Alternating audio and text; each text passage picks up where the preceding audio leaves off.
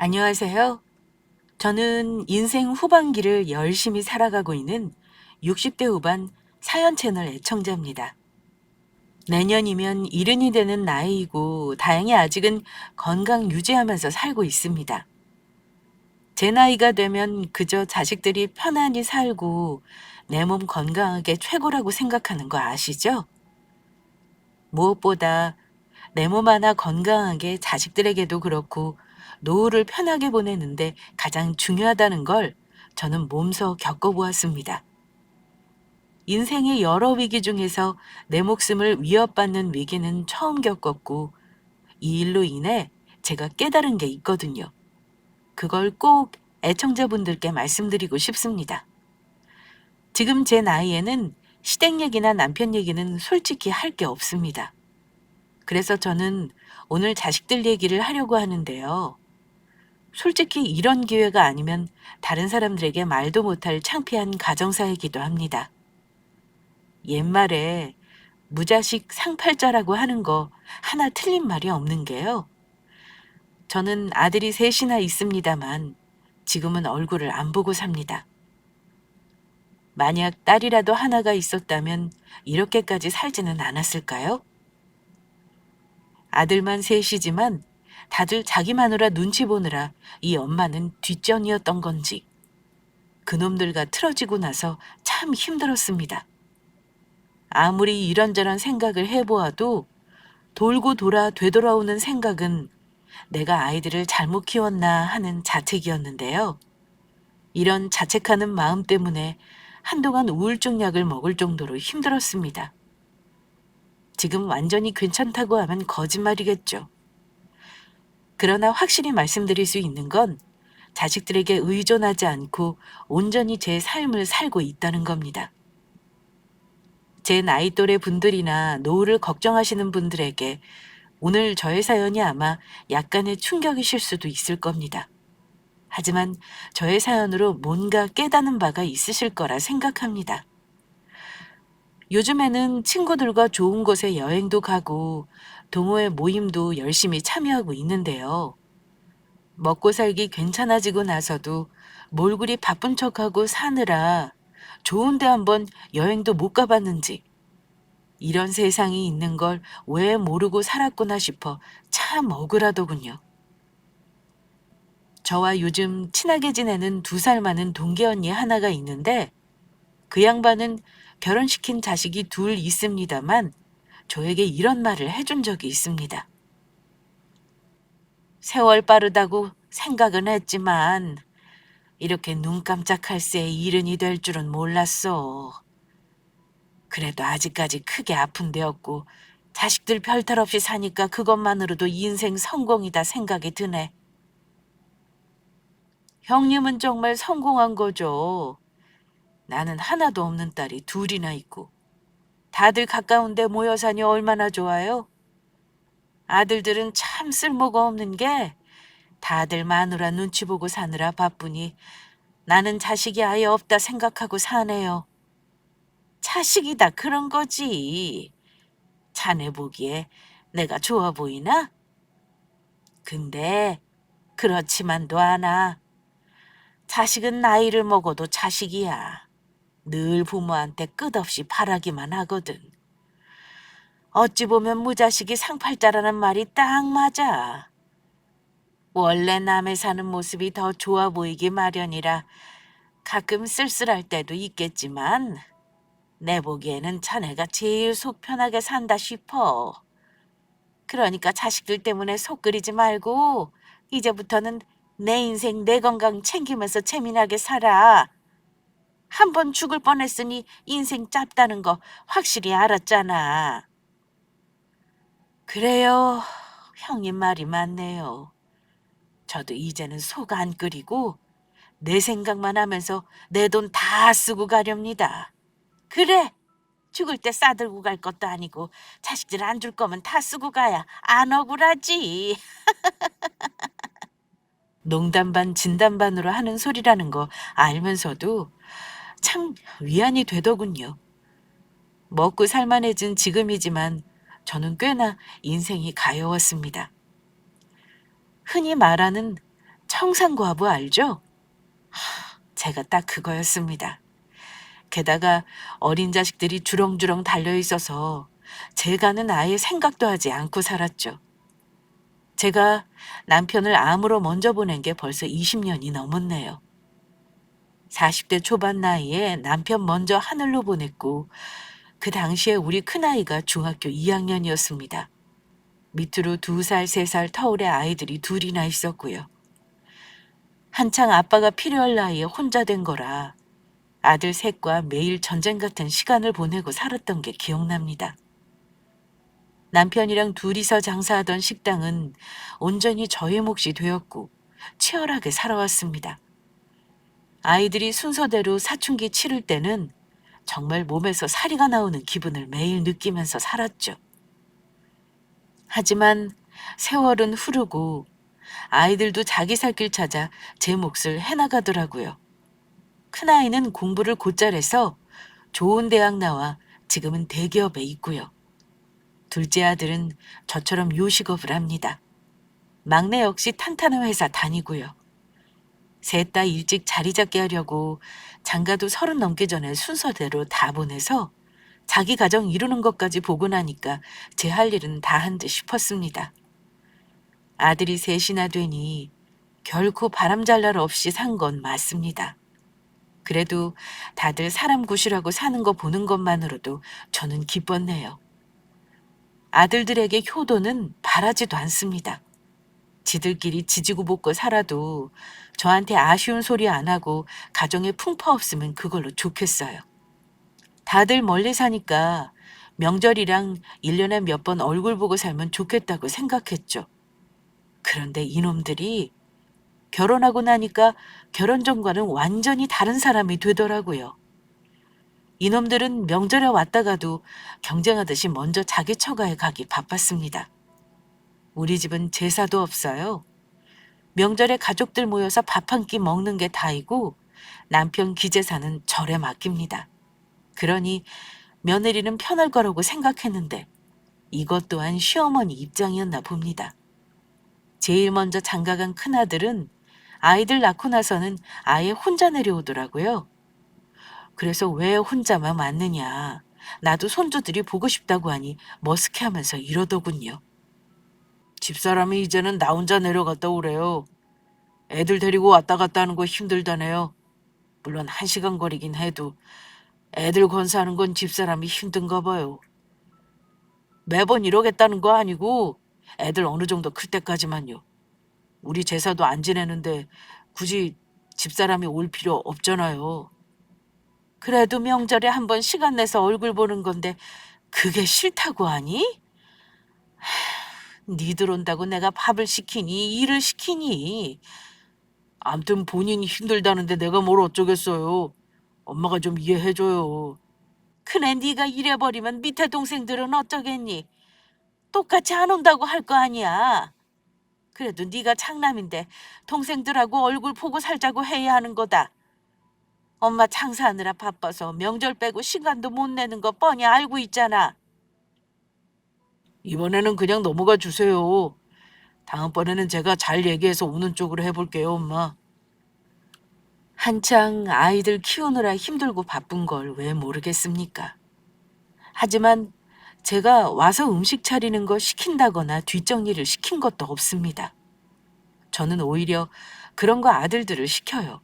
물론 며느리들이 시댁인 우리 집에 와서 손 하나 까딱 안 하고 놀았다고는 말 못하죠. 하지만 며느리가 시집에서 아무것도 안 하고 있는 것도 참 불편한 겁니다. 둘째, 셋째는 오긴 했지만 큰아들이 그래버리니 눈치가 영 이상하더군요. 그날부터는 서로 무슨 말이 오갔는지 명절에 다 같이 모이는 일 없고 순번을 정해 돌아가면서 집에 내려오더군요. 아무리 나이가 들어도 눈치는 백단인 접니다. 다 알면서도 모르는 척 하는데도 참 서운했던 것이 사실입니다. 각자의 삶을 꾸리느라 바쁜 건 엄마인 제가 왜 이해 못하겠나요?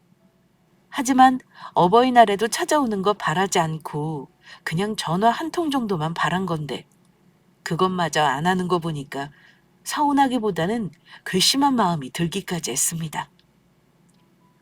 엄마인 저를 귀찮아하는 거 알았지만 그래도 저는 늘 애들 잘 살기만을 바랬습니다. 물론 큰 사건을 겪고 나서 그 생각은 바뀌었죠. 저는 고된 인생을 살긴 했지만 건강은 나름 자신이 있었습니다. 여자치고는 이 나이의 또래들 중에 키도 큰 편이고 자세도 꼿꼿해요. 60대 초반까지는 아주 쌩쌩했습니다. 무릎도 좋았고 다들 갱년기 때 아프다고 하지만 몸을 하도 많이 써서 그런가 아주 힘든 거 없이 지나갔어요. 그래서 저는 제가 아주 건강하다고 착각을 하고 있었습니다. 누구나 병에 걸리는 거 생각하고 사는 사람 없을 겁니다. 그런데 병이라는 건 서서히 예고하고 오는 게 절대로 아닙니다. 어느 날 갑자기 닥치는 불행은 저라고 피해가는 게 아니었습니다. 한동안 몸이 참 힘든 적이 있었습니다. 저는 나이 들어서 피곤한 줄로 착각하고 시간을 흘려보냈었네요. 피곤함이 지속되는 것도 문제였지만 가게 일을 쉴 수가 없으니 병원 갈 시간 내는 것도 힘들다는 게 문제였습니다.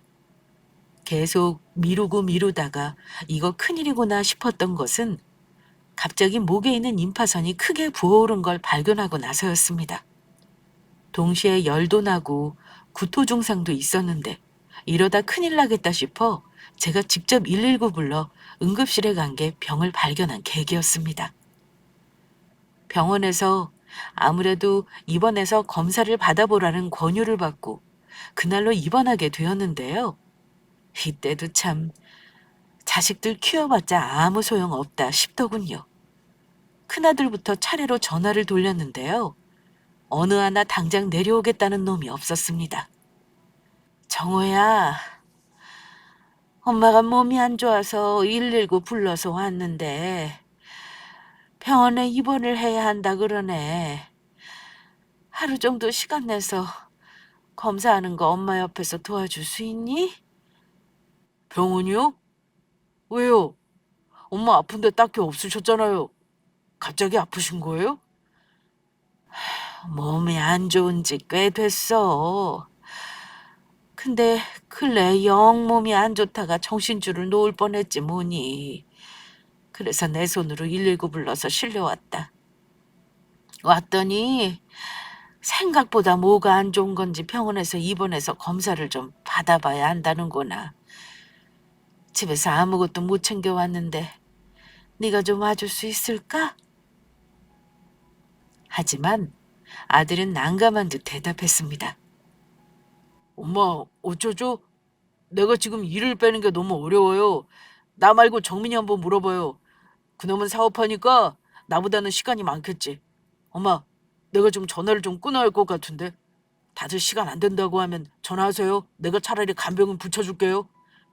간병인은 무슨 하루에 돈이 얼만데. 엄마가 지금 많이 아픈 것도 아니잖아. 암튼 알았어. 너는 못 온다는 거지?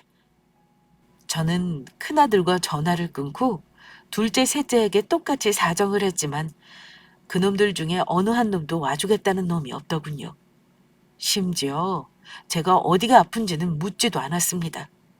그렇다고 며느리에게 말할 수도 없는 노릇이었죠.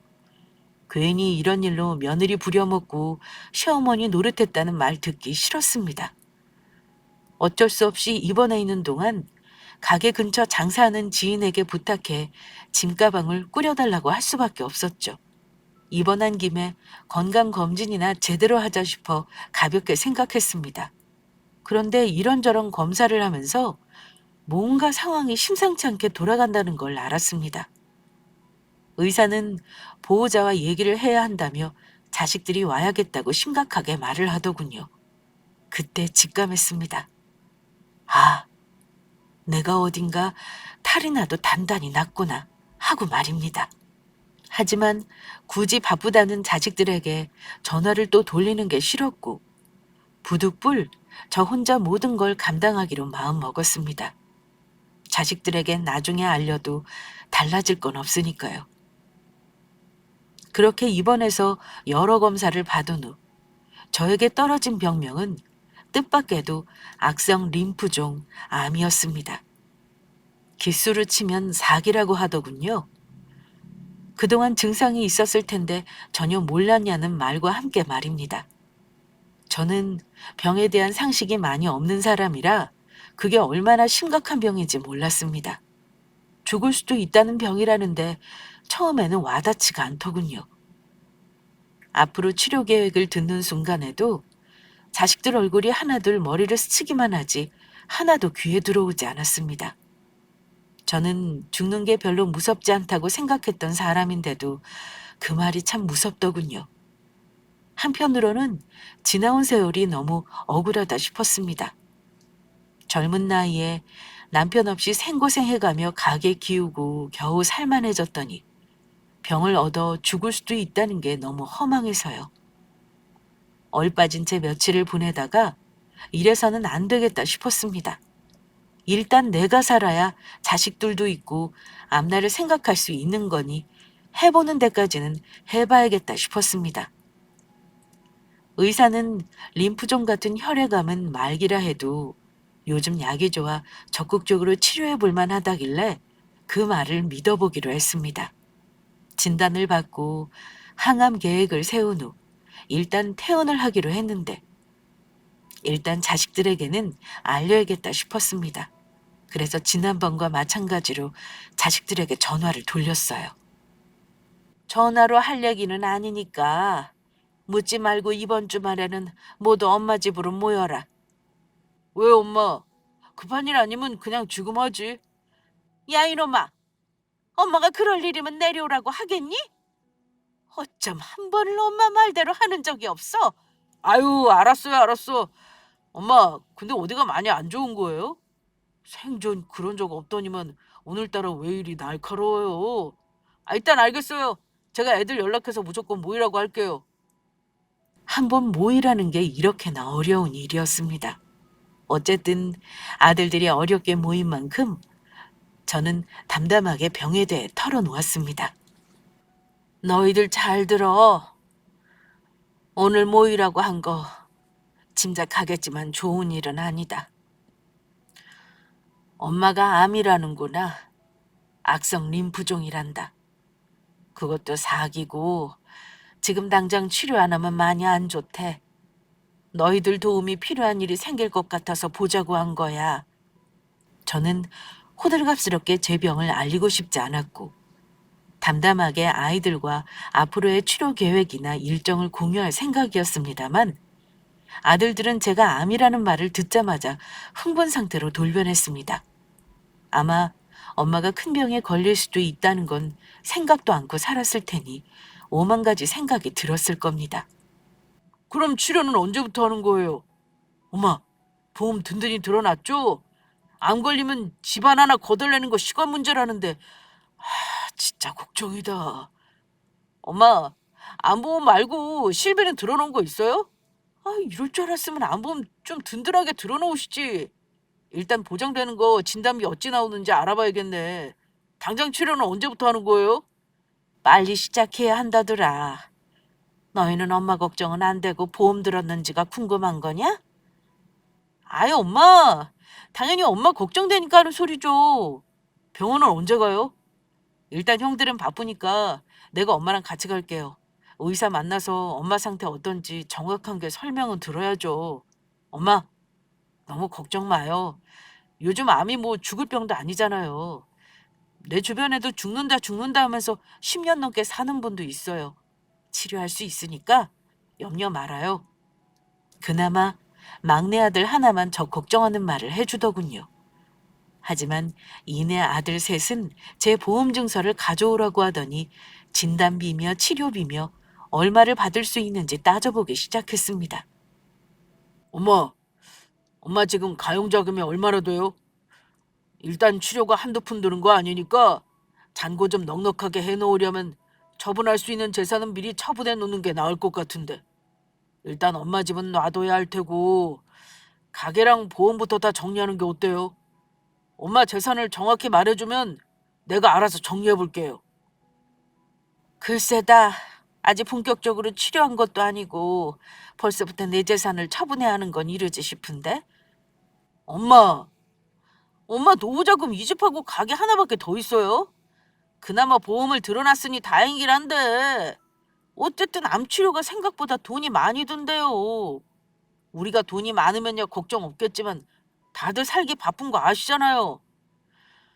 엄마, 서운하다 생각하지 말고 일단 우리한테 전부 얘기해 주세요.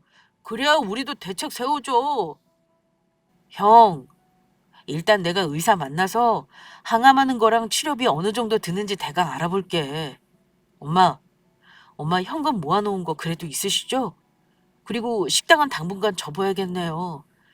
돈도 돈이지만 엄마 치료하려면 장사하는 거 쉽지 않을걸요? 근데 당장 월 수입이 확 줄어서 그게 걱정이네. 우리도 다들 먹고 살기 바빠서 엄마 보태주는 게 쉬운 일은 아니거든요. 엄마, 차라리 엄마 통장이랑 재산 처분하는 거 나한테 이름하는 게 어때요? 어차피 언젠가 엄마 죽으면 다 우리 줄 거였으니까 미리 대비해서 내가 알고 있는 것도 괜찮을 것 같은데요. 저는 아들들이 나누는 대화를 들으며 줄곧 마음속에서 뭔가 끓어오르는 화를 참고 있었는데 큰아들 놈이 자기에게 통장을 맡기라는 말을 듣고 울컥하고 말았습니다. 뭐야? 야 이놈아! 너는 엄마가 당장 죽을지도 모른다는데 엄마 통장을 달라는 말이 먼저 나오니? 됐다. 난 니들한테 치료비 한 푼도 도움받을 생각 없고 내일 당장 죽어도 같이 병원에 있어 달라는 말 안 할 테니까 걱정 말어. 내가 너 이러려고 오늘 부른 줄 알아? 물론 현실적인 걱정이 먼저라는 거 저도 압니다. 하지만 제가 서운한 건 아들들이 저보다는 병 치료하는 데 들 돈 걱정에 제 재산이 얼마 있는지부터 파악해 자기들이 부담을 지지 않으려 하는 모습에 서운했던 겁니다. 엄마, 서운할 게 아니라니까요. 자식들 입장에서는 당연히 걱정할 수 있는 거죠. 형 말이 맞아요. 저 요즘 장사도 잘 안 돼서 어려운 거 아시잖아요. 근데 엄마 치료비까지 부담하라 그러면 진짜 우리 집사람한테 할 말이 없다니까요. 일단 엄마 치료비 걱정되는 건 사실이에요. 엄마가 장사해서 벌어봤자 큰돈 아닌 거 뻔하잖아요. 아들들은 원래 현실적이라는 거 키우면서 알고는 있었습니다. 하지만 내가 뼈를 갈아 넣어가며 키워놓은 자식들이 막상 엄마가 병에 걸리니 돈부터 걱정하는 거 보고 참 내가 자식들을 잘못 키웠구나 하는 생각까지 들었습니다. 애들 보내놓고 나서 그날 잠 못 이루며 생각했던 건 무조건 내가 암을 이겨야겠다는 거였습니다. 아들들 말도 아주 틀린 건 아니긴 합니다. 하지만 적어도 자식들에게 짐작 취급은 받지 말아야겠다 싶더군요. 조금이라도 컨디션이 따라줄 때 재산이든 뭐든 정리해 놓아야겠다고 결심한 저는 치료를 받는 도중에 주변 정리를 시작했습니다.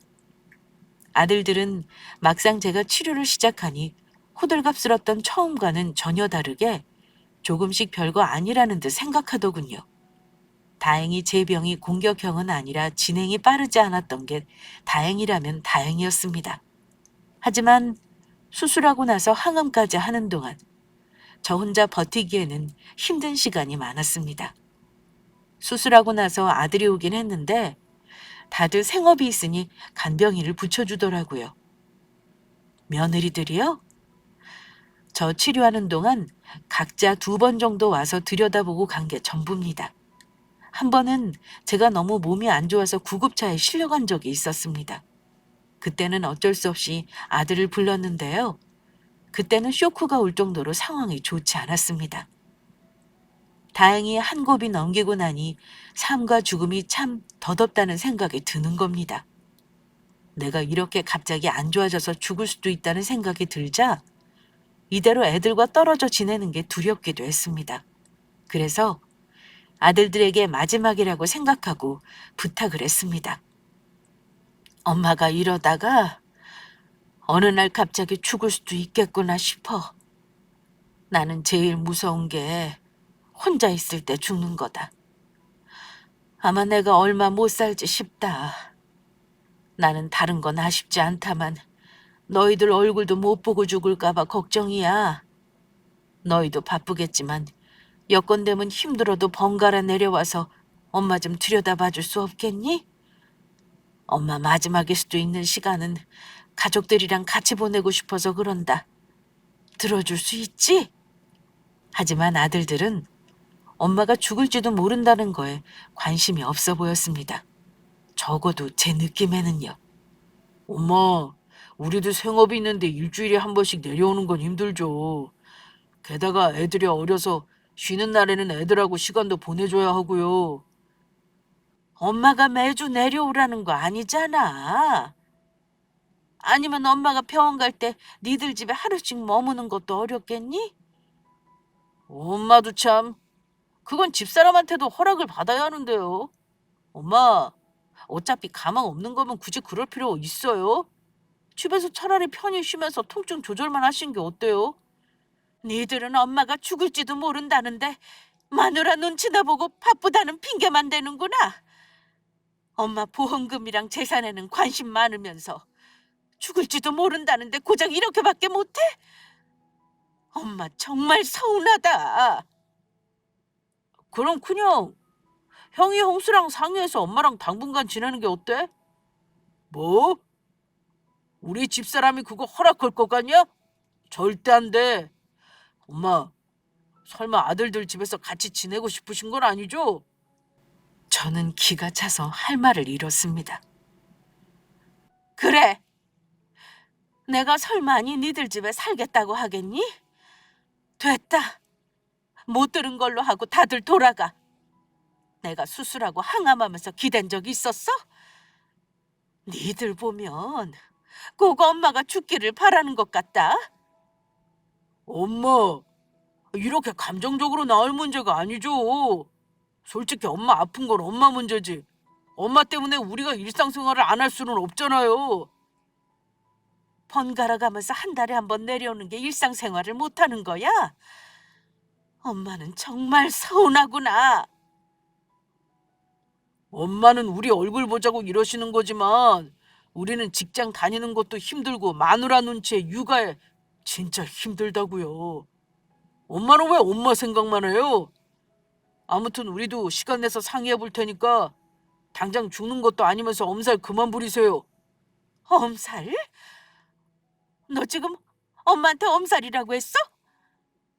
아픈 엄마한테 그러는 거 아니다. 이럴 거면 아예 오지 마. 너희들 다 올 거 없으니까 가라. 나는 다 포기할 테니까 그런 줄 알아. 저는 큰아들 말에 너무 서운한 나머지 아예 오지 말라고 하고 나가라 했습니다. 성질 욱하는 면이 있는 큰아들은 아픈 저에게 좋아요. 엄마가 오지 말랬으니까 우리 진짜 안 와요. 우리도 엄마 때문에 간병인이니 뭐니 애쓰는 거 안 보이냐고요. 엄마가 포기한다니까 어쩔 수 없죠. 나중에 다 죽을 때 되면 연락하세요. 임종 때나 얼굴 보자고요. 엄마더러 죽으라고 아예 기도를 하지 그러니. 큰아들이 급발진하면서 화를 내자 두 아들은 말리는 듯 했지만 이내 자기 형 눈치 보더니만 다 같이 우르르 나가버리더군요. 자식 키워놔봐야 소용없다는 말들 많이 하지만 딱 이럴 때 쓰는 말이 아니고 뭐겠습니까? 그리고 그때 알았습니다. 내가 애들한테 주려고 아등바등 모아봐야 쓸데없는 짓이라는 것을요. 저는 그날 이후 자식들에게 아예 연락을 하지 않고 치료에만 집중했습니다. 이놈들은 정말 저 죽을 때나 올 생각인지 연락을 먼저 하는 법이 없었습니다. 누가 이기나 보자 하는 마음으로 투병 생활을 이어갔는데요. 다행히 주변에 30년 넘게 알고 지내는 친구들과 지인들이 저를 많이 챙겨주고 도와줬습니다. 그리고 정말 기적적인 일이 일어났습니다. 저의 노력과 기도 덕분에 암 판정받고 수술부터 항암, 그리고 회복하는 2년간의 시간이 흐르고 얼마 지나지 않아 완전관의 판정을 받게 되었습니다. 암은 완치라는 말이 없는 거 아시죠? 한 번 암에 걸렸으니 남은 여생은 계속 암과 싸우며 살아야 하는 겁니다. 하지만 당장은 몸에 암세포가 사라졌다고 하니 저에게는 완치나 다름없는 말로 느껴졌습니다. 동네 친구들이며 제 가게 주변 상가 지인들이 얼마나 자기 일처럼 기뻐해줬는지 모릅니다. 그 시간 동안 내 자식들은 어찌했는지 궁금하신가요? 제가 아픈 와중에 둘째 아들 레아는 제주도 한 달 살이도 하고 해외여행도 가고 잘들 살았더군요. 그래도 둘째, 셋째는 제가 살았는지 죽었는지 가끔 문자나 전화는 했습니다만 그중에서 성질 제일 우악스러운 큰 놈은 생전 한 번 연락도 없었습니다. 막상 죽을 고비 넘겨가며 명주를 늘리고 보니까요. 자식들에 대한 분노가 커져가기 시작했습니다. 남은 인생이 1년이 될지 10년이 될지는 몰라도 내 인생 살려면 자식들과 얽힌 문제를 정리해야겠다 싶었습니다. 그래서 저는 마지막으로 자식들과 자리를 가져보고자 했습니다. 자식들에게는 살짝 거짓말을 보태 다 같이 모이라 했습니다. 제가 죽을 때가 되면 보자고 했던 놈들이니 아마 죽는 소리를야 올 듯 싶었죠. 사실 몸은 완쾌되었지만 자식들에게는 임종할 때가 되었으니 얼굴을 보자고 했습니다. 그러자 그놈들이 득달같이 집에 모이더군요. 그런데 엄마가 죽을 때가 됐다는 말에 왔는데 제가 멀쩡히 앉아있자 다들 어리둥절해 했습니다. 엄마, 생각보다 상태가 좋아 보이네요. 우리는 엄마가 많이 아프면 요양원에 모실 생각하고 왔죠. 보이는 거랑은 다르게 내가 곧 죽을지도 모른다는구나. 기니 할 말이 있어서 너희들 다 불렀어. 너희도 짐작하고 있겠지만 내 재산 문제야. 그러자 큰아들은 엄마 재산이요? 혹시 우리 몰래 빚 저질러 놓은 건 없으신 거죠? 재산보다 빚이 많으면 안 물려받고 싶은데 엄마 가게나 이 집 처분해봐야 뭐 큰 돈 되겠어요? 엄마가 죽는다는데도 퉁퉁거리는 말투로 말을 하길래 저는 그동안 함고 있던 재산에 대해 털어놓았습니다. 엄마가 집이랑 가게만 있는 줄 알았어? 엄마가 너희들 잘 살게 하려고 얼마나 악착같이 힘들게 살았는지 정말 모르는구나. 그래, 그네 네 말대로 이 집이나 가게 권리금 받고 처분해봐야 무슨 큰돈 되겠니? 나도 안다. 그래서 내가 15년 전에 땅을 사둔 게 있었어. 근데 그 땅이 지금 많이 올랐다지 뭐냐? 사실 애들에게 말하지는 않았지만 제가 세종시에 땅을 좀 사둔 게 있었습니다. 살 때보다 무려 5배가 올라 지금은 거의 20억에 육박하는 땅이었는데요. 나중에 제가 가게를 못할 정도로 쇠약해지면 애들에게 다 정리해줄 생각으로 가지고 있었던 땅이었습니다. 사실은 그날 아들들에게 그 땅의 존재를 밝힌 이유가 있었습니다. 제가 땅의 존재를 말하니 예상대로 아들들은 눈이 2배로 커지더군요. 저에게 등기관리증을 보여달라고 하길래 숨기지 않고 보여줬습니다. 엄마, 이거 거의 로또나 다름없는데요? 진작 말해줬으면 우리가 엄마를 이렇게 놔두지 않았을 텐데 왜 이제야 말해요? 왜? 엄마가 진작 말했으면 잘했을 거니? 에이, 그런 말이 아니잖아요. 근데 엄마, 이 땅 어쩌시려고요? 뭘 어쩌겠니? 죽기 전에 팔 거다. 그래서 너희 부른 거야. 나는 똑같이 셋한테 나눠주려고 하니까 그리 알고 매매되면 내가 연락하마. 제가 공평하게 나눠주겠다 하자 둘째와 막내는 별말 없이 수긍하는 듯 했습니다. 그런데 조금 전까지 땅 있다는 말에 흥분하던 큰아들은 버럭하고 성질을 내더군요. 엄마! 똑같이라니! 찬물도 위아래가 있는데 그런 게 어딨어요? 내가 이 집 맞이잖아요. 엄마를 죽을 때까지 모셔도 내가 모실 텐데 내 몫이 많아야지. 그러자 옆에 있던 둘째, 셋째는 아무리 형이라도 그 꼴은 못 보겠다 싶었는지 형한테 따지고 들더군요. 그게 무슨 개소리야, 형? 형이면 다야? 요즘 누가 형이라고 더 많이 가진대. 그런 거 나는 용납 못해. 무조건 똑같이 나누자 이거야. 맞아, 형. 나도 막내라고 이런 거 피해보는 거 싫어. 형이 뭘 더했다고 많이 가지겠다는 거야? 절대 안 되지. 뭐야? 니들이 감히 형한테 대드냐? 맏형인 내가 더 많이 가지는 게 당연한 거야. 무조건 절반 이상은 내 거야. 안 그럼 엄마 땅 못 팔게 할 거야. 알겠어? 내 말에 토달지 마. 형이 그렇다면 나도 가만 안 있어. 소송에서 판결받아 나누자 그럼. 그놈들은 땅 주인인 나를 빼고 벌써 자기 것들이라도 된 것처럼 피 터지게 말싸움을 하더군요.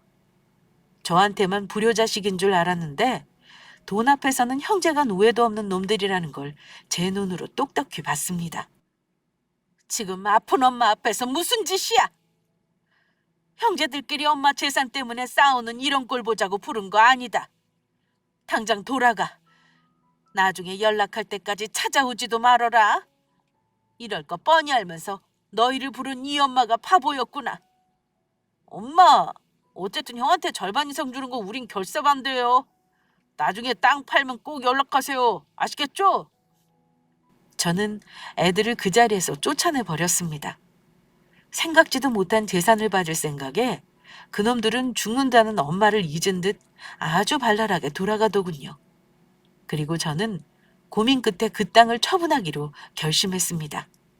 아들들은 제가 땅을 팔기로 했다는 말을 한 이후로 주말이 멀다 하고 번갈아 찾아와 제 동태를 살피더군요. 아마 빨리 죽기를 바랬을 수도 있습니다. 물론 정말 그랬다고는 생각하고 싶지 않지만요. 저는 몇 달 후 어렵게 땅을 팔았습니다. 그런데 애들은 제가 죽지 않고 혈색이 좋아지기만 하는 게 이상했나 봅니다. 저는 아들들에게 땅을 매매했다고 알렸는데 셋 다 아주 기쁨을 숨기지 못하더군요. 그런데 매주 따로 찾아오던 놈들이 어느 날 저에게 재산 문제를 상의해야겠다며 모이자고 하더군요. 땅은 팔았는데 엄마가 몇 달 동안 가타부타 말이 없으니 지들이 몸이 다른 거죠. 아들들이 이번에는 며느리까지 대동하고 나타나더군요. 며느리들도 생각보다 멀쩡해 보이는 저를 보고 내심 놀라는 듯 보였습니다.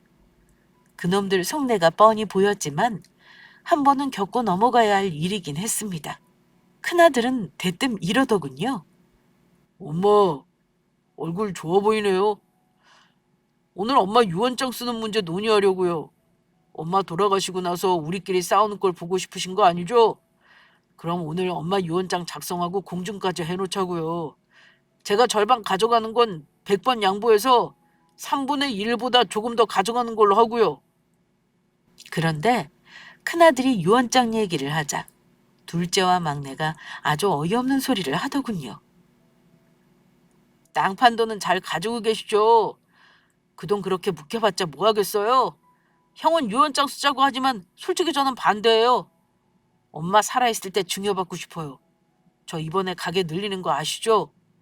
사실 엄마한테 받을 땅값 생각해서 대출 풀로 당겨서 썼거든요.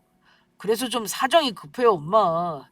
내 사정 봐서 조금 일찍 매매한 돈 증여해 주시면 안 돼요?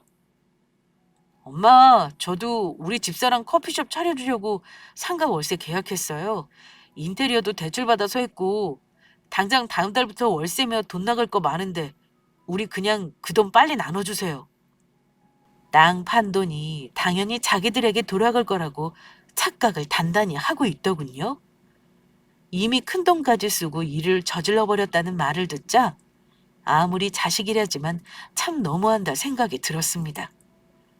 큰아들 입에서 나온 유언장이라는 단어를 듣고 충격받은 건 말할 것도 없네요. 내가 땅 팔아서 너희 준다고 했니? 왜 엄마한테 물어보지도 않고 니들 맘대로 이러는 거니?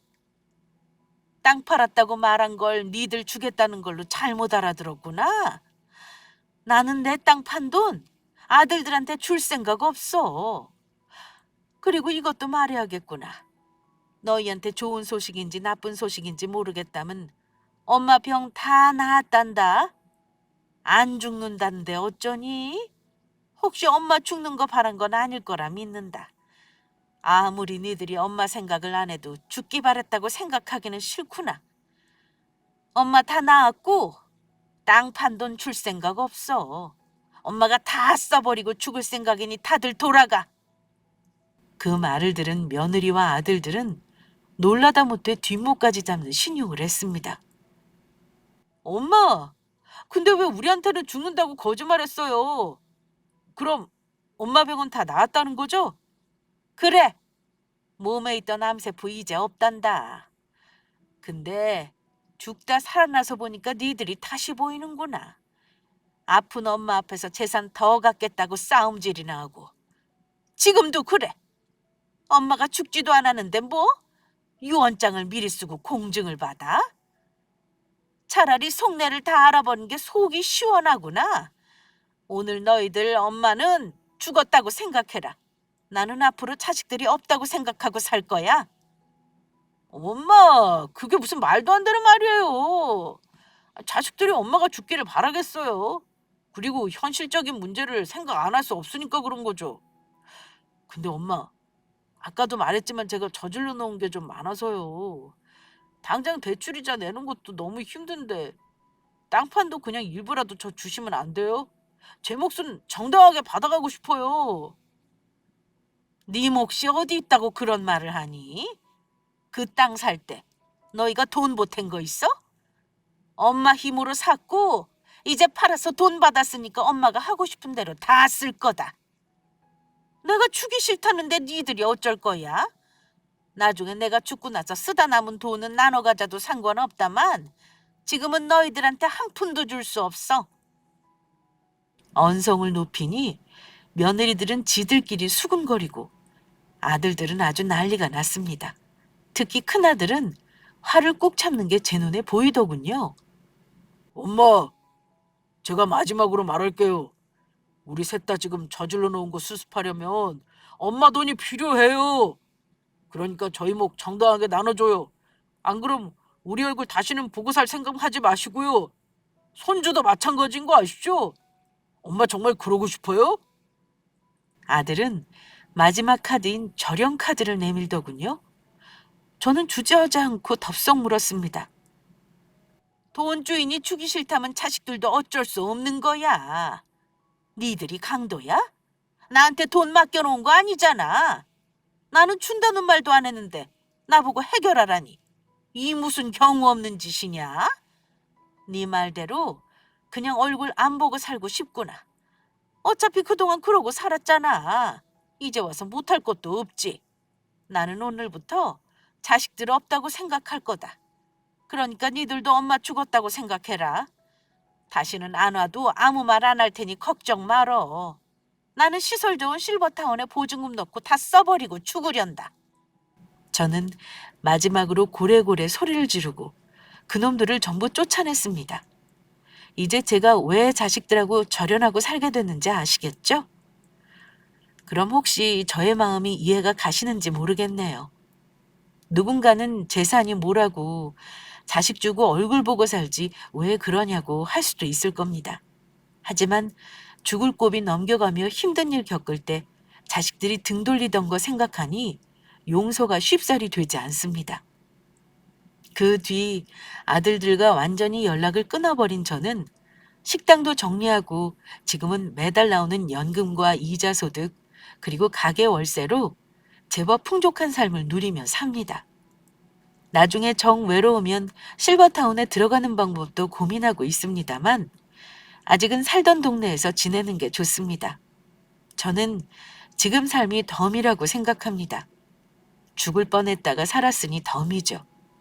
그래서 남은 여생은 굳이 자식들에게 목매지 않고 저만 생각하면 살까 합니다. 물론 혹시 모를 사태에 대비해 유언장도 잘 써두었습니다. 죽을 때 남기는 재산이 있다면 사회에 환원하면 했지 아들들에게는 줄 생각이 없네요. 이런 얘기 해봤자 내 자식 잘못 키운 거 알리는 꼴 되는 것 같아 많이 망설였습니다. 하지만 더 나이가 들면 떠올리기도 어려울 것 같고 저 같은 갈등을 겪는 사람도 있다는 걸 알려드리고 싶은 마음에 용기를 내보았는데 제 사연 어떠셨을까요? 저에게 자식을 왜 그렇게 키웠냐? 혹시 저도 문제 있는 사람이 아니냐는 말은 함부로 하지 말아주세요. 대신 관심 있게 들어주신 분이 단 몇 분이라도 계신다면 저는 그걸로 만족할 것 같습니다. 내 나이 또래 구독자분들께 꼭 하고 싶은 말이 있다면 너무 자식을 전부라 생각하지 말고 살라는 겁니다. 그래야 자식들도 부모를 우습게 안 본다는 걸 저는 이 난리를 겪고서야 알았네요. 모쪼록 다른 분들 가정에 늘 사랑이 가득하시길 바랍니다. 구독자분들 늘 건강하시길 기원하며 사연은 여기서 마칠까 합니다. 감사합니다.